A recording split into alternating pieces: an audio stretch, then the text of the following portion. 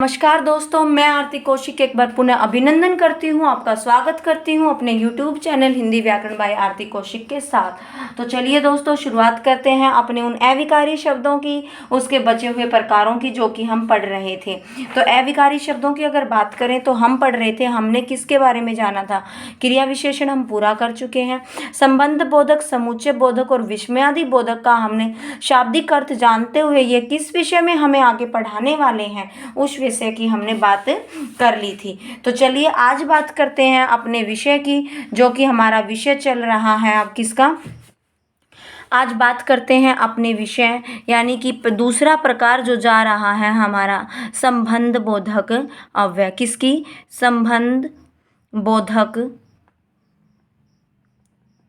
अव्यय की। अब संबंध बोधक अव्यय की अगर बात करें, संबंध बोधक अव्यय की अगर बात करते हैं तो देखिए मित्रों, क्या कहता है कि संबंध बोधक अव्यय, अगर सीधी परिभाषा पे जाएं, किस पे जाएं? अगर परिभाषा की बात करें,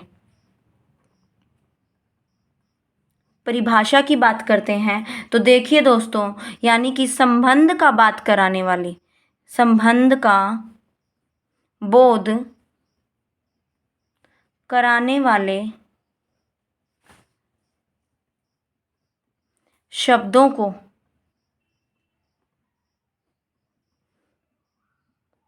संबंध बोधक अव्यय। पर ध्यान रहे, शब्द कैसे रहेंगे? अव्यय शब्द रहेंगे।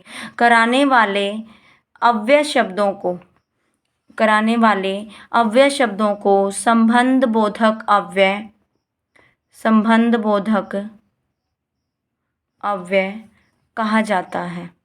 संबंध बोधक अव्यय कहा जाता है। मेरे प्यारे दोस्तों, सिर्फ परिभाषा को ही जान लेना महत्वपूर्ण नहीं है।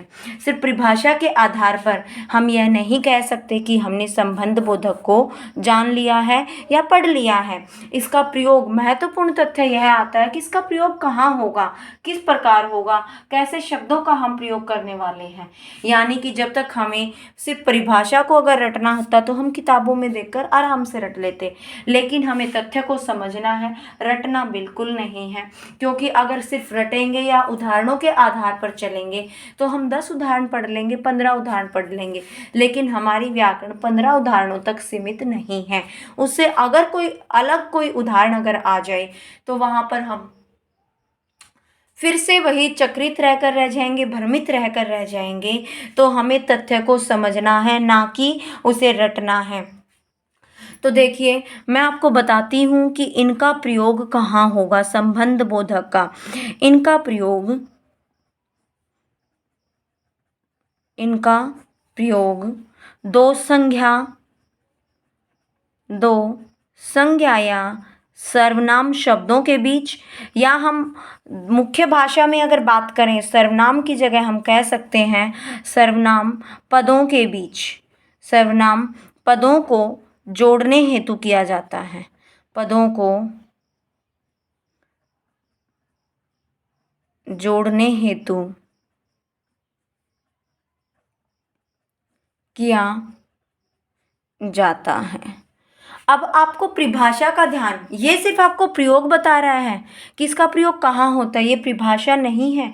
कहीं आप इसको परिभाषा के माध्यम से पढ़े नहीं, सिर्फ आपको ये बता रहा है कि इसका प्रयोग कहाँ होता है, कहाँ और कैसे किया जाता है। देखिए, जैसे मैंने लिखा उदाहरण के स्वरूप में, उदाहरण में मैंने आपको प्रस्तुत किया, उदाहरण दिया कि राम के बिना सीता परेशान थी या है, जो भी कहें आप। राम के बिना सीता परेशान है। अगर देखें तो परेशान होना यहाँ पर एक क्रिया हो गई। राम और सीता कौन से पद हो गए? संज्ञा पद हो गए। राम और सीता कौन से पद हो गए? संज्ञा पद हो गए। अब इन दोनों को जिसने जोड़ा है, जो के बिना यहाँ पर प्रयोग किया गया है, वही आपका क्या कहलाएगा?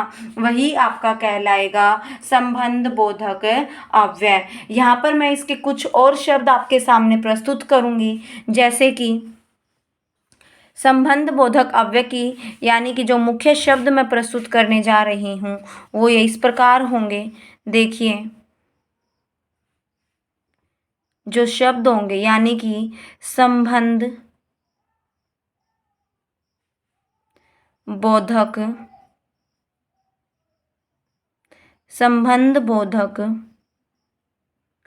अव्यय शब्द, ये जो होंगे वो शब्द देख लीजिए एक बार। हेतु, लिए, कारण, खातिर,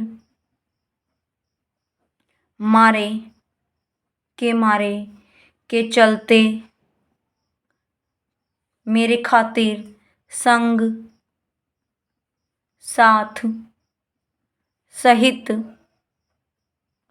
सहचारण, बिना, बगैर, अलावा, अतिरिक्त,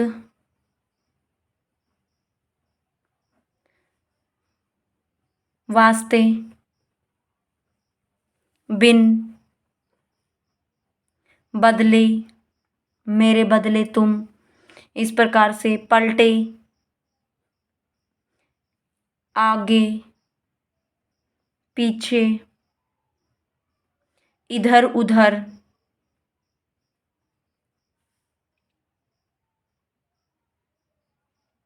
पास, पास, इस प्रकार के जो शब्द होंगे वो किस में जाएंगे? आपके संबंध बोधक अव्यय में।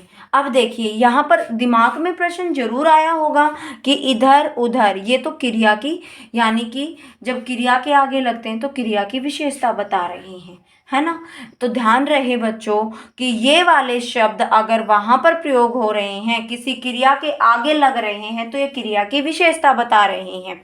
लेकिन अगर ये शब्द किसी संज्ञा शब्द या सर्वनाम शब्द को जोड़ रहे हैं, उनके पदों के बीच में आ रहे हैं कि मेरे इधर तुम आ जाइए, तुम आ जाओ, तो ये शब्द क्या कहलाएंगे? आपके संबंध बोधक अव्यय कहलाएंगे। क्या कहलाएंगे? संबंध बोधक अव्यय कहलाएंगे। आने वाली कक्षा में हम पढ़ेंगे समुच्चय बोधक के बारे में।